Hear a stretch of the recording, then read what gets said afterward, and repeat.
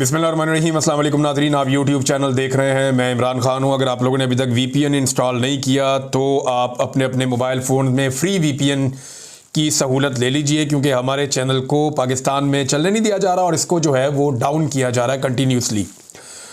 लेकिन आप मेरी वीडियो बहुत सारे दीगर चैनल्स पे भी देख सकते हैं और बहुत सारे और चैनल्स पे भी मेरी वीडियो कहीं ना कहीं आपको मिल जाती होगी। फेसबुक पे भी चलती है, टिकटॉक पे भी चलती हैं ये वीडियोस, व्हाट्सएप पे भी चलती हैं। उसके अलावा जो है वो यूट्यूब के भी मल्टीपल अकाउंट्स हैं, वहाँ पे चलती रहती है। नादरीन, इमरान खान साहब का आज केस लगा अडियाला जेल में। कल अचानक इत्तला दी गई पाकिस्तान तहरीक इंसाफ के लोगों को कि इमरान खान साहब का जो तोशाखाना 2 वाला केस है उसकी समाअत अडियाला जेल में की जाएगी। तहरीक इंसाफ में इमरान खान साहब की फैमिली और उस सहाफ़ी और इमरान खान साहब के वकला, ये लोग पहुँचे केस की समाअत के लिए। और सिर्फ एक वकील हैं हुसैन साहब, उन्हें अंदर जाने दिया गया। अहमद नामी एक मुंशी साहब हैं सलमान सफदर साहब के, उनको अंदर जाने दिया गया। जबकि 4 सहाफ़ी जो हैं वो हुकूमती चॉइस के या इस्टेब्लिशमेंट की चॉइस के, उन्हें अंदर जाने दिया गया। और इमरान खान साहब के लोग कहते हैं कि बाहर आकर ये लोग ज़्यादा रिपोर्ट नहीं करते, लेकिन चीज़ें छुपती नहीं हैं, चीज़ें अल्टीमेटली बाहर आ जाती हैं।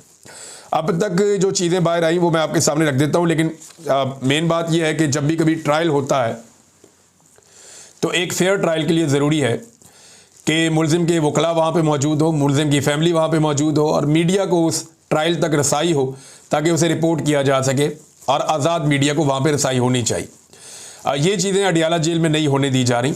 इमरान खान साहब ने अडियाला जेल से क्या कहा, ये ट्रायल की कार्रवाई क्या होनी है, वो आप सबको पता है कि इस निज़ाम ने इमरान खान को दीवार के साथ ही लगाना है। जजेस भी कंप्रोमाइज़ हैं, पूरी की पूरी अदलिया कंप्रोमाइज़ है। पाकिस्तान की तकरीबन तमाम इदारों पे इस वक्त पाकिस्तान की एस्टेब्लिशमेंट का कब्ज़ा है और उन इदारों को वो इमरान खान के ख़िलाफ़ खुले हाथों इस्तेमाल कर रहे हैं। किसी किस्म की वो इस पहले तो ये होता था ना, छुप छुपा के काम डालते थे, वो नहीं, अब वो खुला के जो है वो कार्रवाई कर रहे हैं। इमरान खान साहब को फेयर ट्रायल नहीं मिल रहा। उनकी बहन ने कुछ बातें बताई हैं बाहर आकर, जो बातें उनकी बहन ने की वो मैं आपके सामने रख देता हूँ। पाकिस्तान तहरीक इंसाफ के साबिक वज़ीर आज़म और बानी चेयरमैन इमरान खान साहब ने कहा कि कासिम और सलमान मेरी औलाद हैं और बाप की रिहाई के लिए आवाज़ उठाना उनका हक़ है।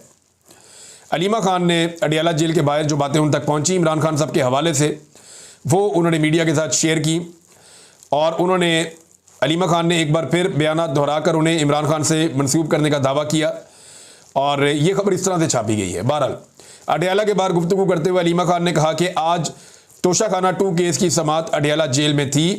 हमें गुज़िश्ता रात 12 बजे समाअत की इतला दी गई और आज सिर्फ 2 वकला को अंदर जाने की इजाज़त दी गई। वो मैंने आपको नाम पहले बताए।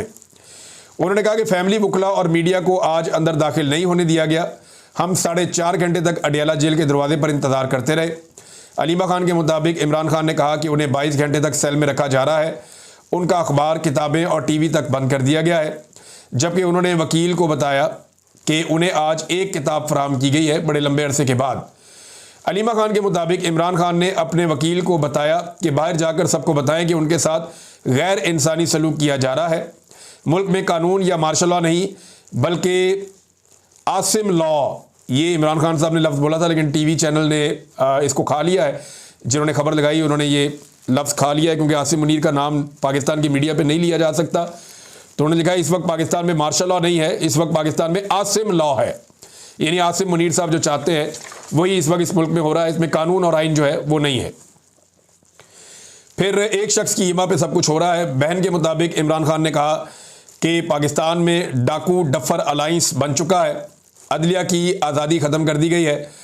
अदालती अहकामात की खुली खिलाफ वर्जी हो रही है और पाकिस्तान में इंसाफ का निज़ाम दफन हो चुका है। अलीमा खान ने मुतालबा किया कि हमें बताया जाए कि इमरान खान के साथ किस बात पर गैर इंसानी सलूक किया जा रहा है।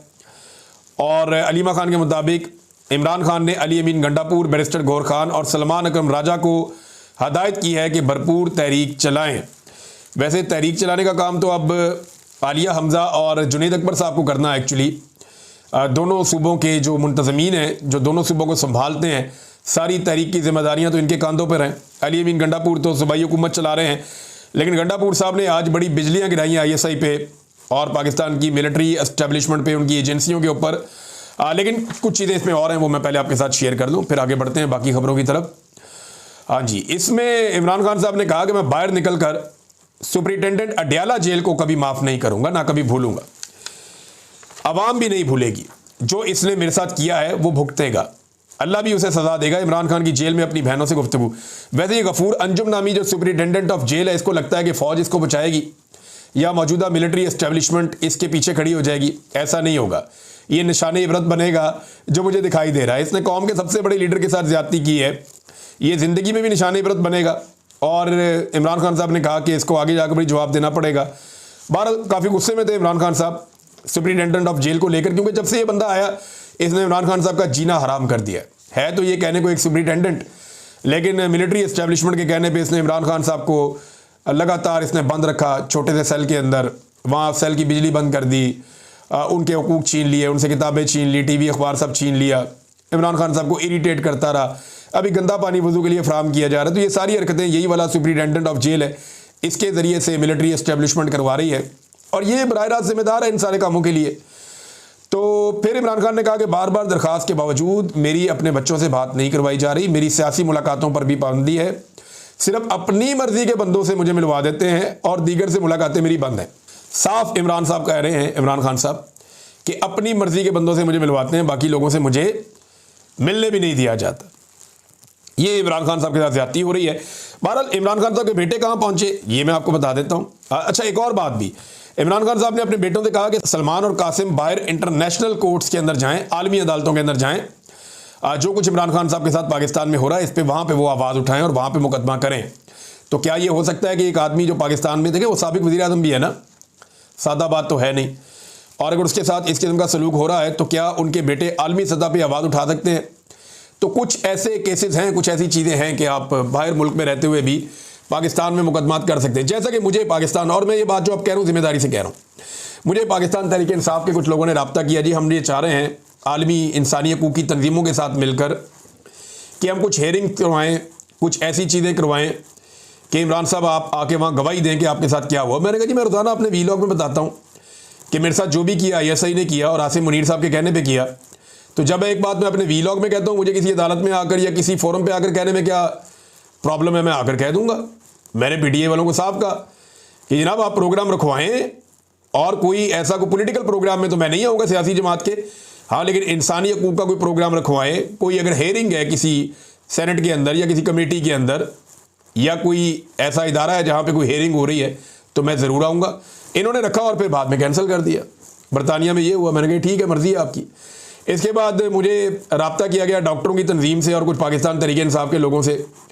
उन्होंने कहा जी आप अमेरिका में आएँ, यहाँ पे जो कांग्रेस के अंदर आप आकर बताएं अमेरिकन सिस्टम को, इन लोगों को, कि आपके साथ ISI ने क्या ज़्यादती की और उसके अंदर किस चीज़ का किरदार था। मैंने कहा जी बिल्कुल मैं बता देता हूँ, मुझे क्या प्रॉब्लम है, मैं ये बातें अपने वीलॉग में कर रहा हूँ तो मुझे वहाँ आकर बताने में कोई प्रॉब्लम नहीं है। आप मुझे इन्विटेशन भेजें, मैं आ जाता हूँ। उन्होंने कहा जी बिल्कुल ठीक है, आपको एक दिन में इन्विटेशन आ जाएगा। मैंने 2-4-5 दिन बाद पूछा तो उन्होंने कहा जी 1-2 दिन में आ जाएगा। मैंने फिर दोबारा एक दफ़ा पूछा, मैंने कहा ठीक है, शायद ये भूल गए होंगे। मैंने कहा बताएं कोई आप लोग चाह रहे हैं कि मैं आके वो कोई एविडेंस दूँ, कोई गवाही दूँ? तो उन्होंने कहा जी बिल्कुल हम चाह रहे हैं। लेकिन उसके बाद फिर मुझे पता चला कि मेरा नाम बाकायदा लिखा गया और वो नाम काट दिया गया, और वहाँ पर फिर सिर्फ जुल्फी बुखारी साहब गए और उन्होंने जाके वो एक स्टेटमेंट जो उन्होंने देना था दे दिया, और उस स्टेटमेंट में भी उन्होंने मेरा नाम नहीं लिया। जबरी गुमशुदगियों के मामले में सबसे ज़्यादा देर तक मुझे जबरी तौर पे लापता रखा गया, लेकिन जुल्फी बुखारी साहब ने वहाँ पे जो स्टेटमेंट दिया अमेरिका की सेनेट के अंदर, वो कहते हैं बाद में जुल्फी बुखारी साहब ने मेरे से माजरत की। उन्होंने कहा जी मैं भूल गया आपका नाम लेना, लेकिन जो तहरीरी तौर पे हमने दिया उसके अंदर आपका नाम लिखा हुआ है, ये उन्होंने मुझे कहा। लेकिन वहाँ मेरा नाम नहीं लिया उन्होंने, और मुझे वहाँ पर जाकर बात करने की भी इजाज़त नहीं दी गई। इजाज़त क्या देनी थी, मुझे इन्विटेशन भेज देते, मैं वहाँ पर वीज़ा लेके चला जाता और जाकर वहाँ सेनेट के अंदर खड़ा होकर मैं बता देता जो मेरे साथ हुआ है। देखिए अमेरिका ये लोग क्यों जाते हैं, वहाँ जाके बात क्यों कर रहे हैं? ह्यूमन राइट्स की जो सारी बड़ी बड़ी ऑर्गेनाइजेशंस हैं वो यूरोप में या अमेरिका में है, वहीं पे जाके इन्होंने बात करनी है। दूसरा, पाकिस्तान की मिलिट्री एस्टेब्लिशमेंट जो है वो कंट्रोल होती है अमेरिका से।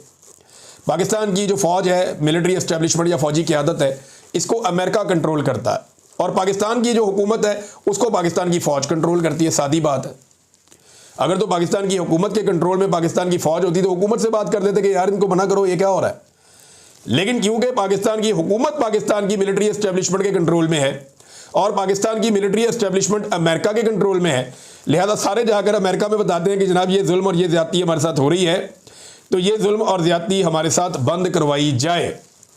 बहरहाल इमरान खान साहब के बेटे वहाँ पे तेज़ तरीन मुलाकातें कर रहे हैं और ये जबरान इलियास साहब जो पाकिस्तान तहरीक इंसाफ के हैं, उन्होंने एक डाटा शेयर किया है और 8 लोगों के कम से कम नाम लिखे हैं जिन लोगों ने इमरान खान के बेटों से, कासिम से और सलमान से मुलाकात की है। और ये तेज़ मुलाकातें हैं, यानी वो काफ़ी तेज़ी से एक्टिविटी कर रहे हैं, सबको बता रहे हैं कि उनके वालिद के साथ पाकिस्तान में क्या हो रहा है। तो एक राय तो वो हमवार कर रहे हैं।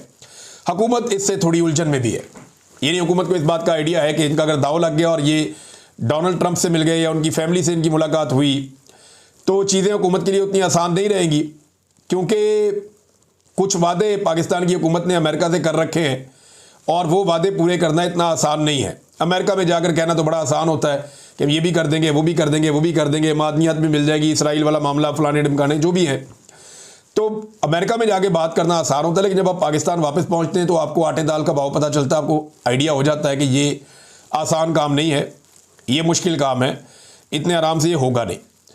तो लेकिन हुकूमत के पास हमेशा याद रखिएगा, ऑफ़र करने के लिए बहुत कुछ होता है, अपोजिशन के पास ऑफ़र करने के लिए कुछ नहीं होता, सवाए इसके कि वो मदद मांग रहे होते हैं कि जी इंसानी हकूक़ की बुनियादों के ऊपर हमारी मदद की जाए, हमारे साथ जुल्म और ज़्यादती बंद करवाई जाए, पाकिस्तान में जमहूरियत होनी चाहिए, आज़ादी इज़हार राय होना चाहिए। तो वो जो एक इंटरनेशनली कुछ नॉर्म्स हैं उनको लेकर लोग दरख्वास्त वगैरह कर देते हैं। तो इमरान खान साहब के बेटों की मुलाकात के लिए दरख्वास्त की गई है कि डोनाल्ड ट्रंप से करवाई जाए या उनकी करीबी लोगों से उनकी मुलाकात हो जाए।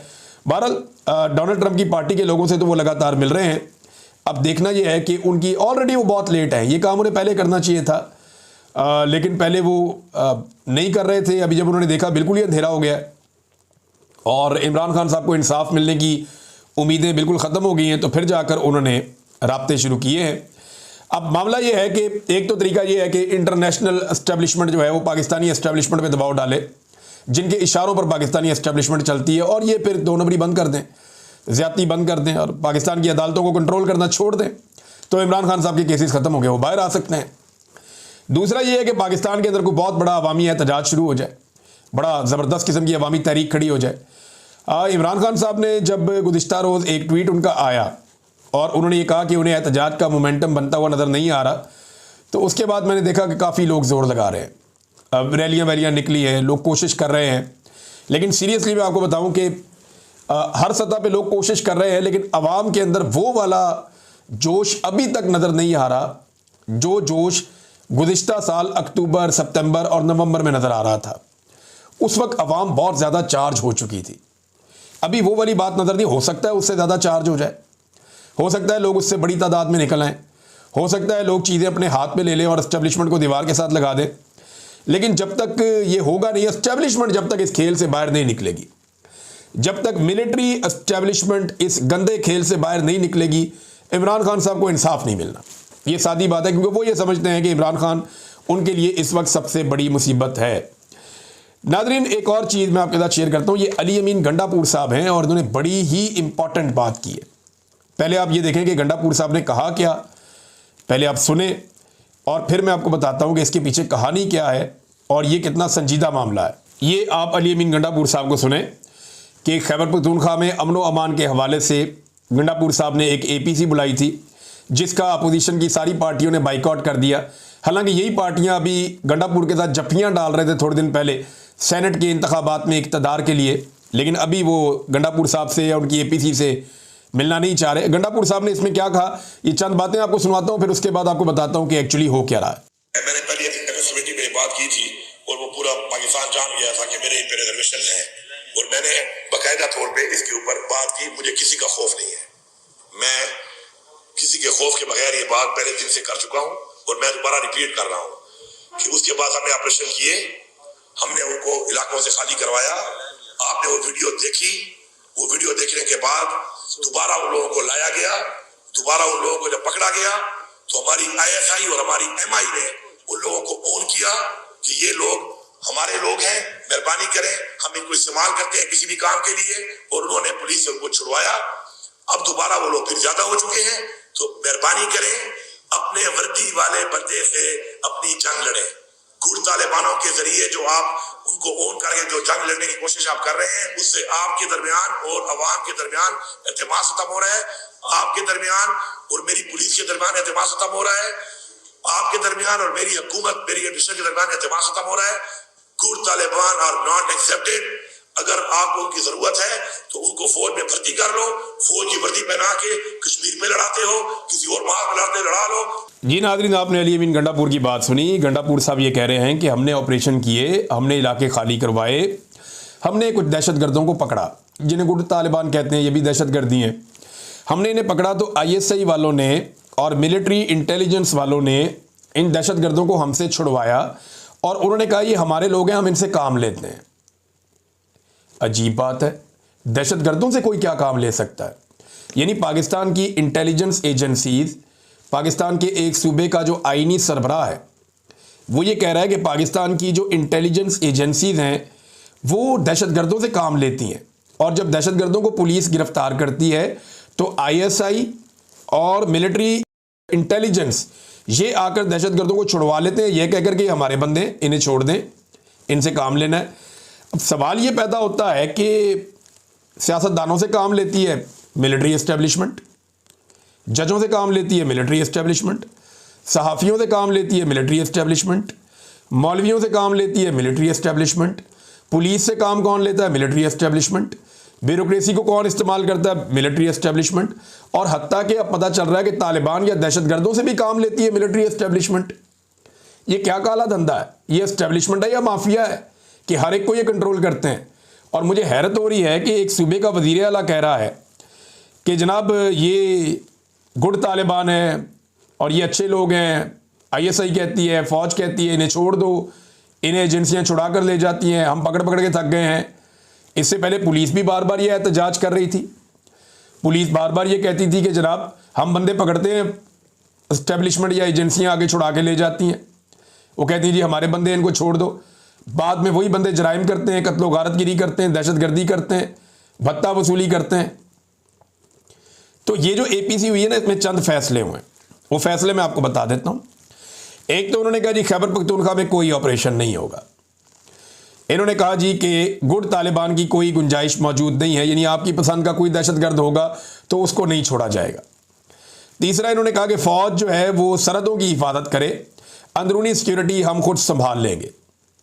फिर एक और बात इन्होंने की, किसी भी फेडरल फोर्स को सूबे में कार्रवाई की इजाज़त नहीं देंगे। मोहसिन नकवी और डार हमारे सूबे के बारे में कुछ नहीं जानते, इसहाक डार वगैरह, किसी भी फेडरल फोर्स को, ये जो अभी FC को एक फेडरल फोर्स बनाया गया है, वो कहते हैं फेडरल फोर्स को, इसके खिलाफ अदालत में भी जा रही है खैबर पख्तूनख्वा की गवर्नमेंट। वो ये कहते हैं जी एक फेडरल फोर्स को हम अपने सूबे में कार्रवाई नहीं करने देंगे कि वफाक जहाँ दिल करे जो मर्जी सूबे में अटैक कर दे, लॉ एंड ऑर्डर मेंटेन करना वहाँ की सूबाई हुकूमत की जिम्मेदारी है। इल्ज़ाम लगा देते हैं सूबाई हुकूमत पे और वहाँ पे कंट्रोल करना चाहते हैं खुद से। और साथ में ड्रोन हमलों के बारे में भी उन्होंने कहा जी कोई ड्रोन हमले नहीं होंगे खैबर पख्तूनख्वा में। तो ये APC हुई है। मेरे ख्याल में एक कौमी जरगा बुलाया जाना चाहिए, बड़े पैमाने पे सबको इकट्ठा करना चाहिए। और इमरान खान साहब ने भी जेल से एक पैगाम भेजा है कि जहाँ जहाँ पे अमन मार्च हो रहे हैं उनके अंदर पाकिस्तान तहरीक इंसाफ के लोग भरपूर शिरकत करें, पूरी ताकत के साथ जाएं, क्योंकि अमन पाकिस्तान की ज़रूरत है और अमन मार्चेस के अंदर पाकिस्तान तहरीक इंसाफ को शिरकत करनी चाहिए। वैसे जहाँ पे भी अमन मार्च होता है तहरीक इंसाफ के MPAs, MNAs या मकामी क़यादत या जितनी भी आवाम है वो सारे उसके अंदर शिरकत करते हैं। ये एक हकीकत है, क्योंकि सब ये जानते हैं कि अमन मार्च किसी सियासी मकसद के लिए नहीं, ये पाकिस्तान को अमन देने के लिए है, पाकिस्तान से दहशतगर्दी ख़त्म करने के लिए है। नाज़रीन, और ख़बरें आपके साथ मैं शेयर करता हूँ, ख़बरें तो है मेरे पास, लेकिन नेक्स्ट व्लॉग में आपके सामने रखूँगा। अब तक के लिए इतनी, अपना ख्याल रखिएगा, अपने इस चैनल का भी। अल्लाह हाफ़िज़।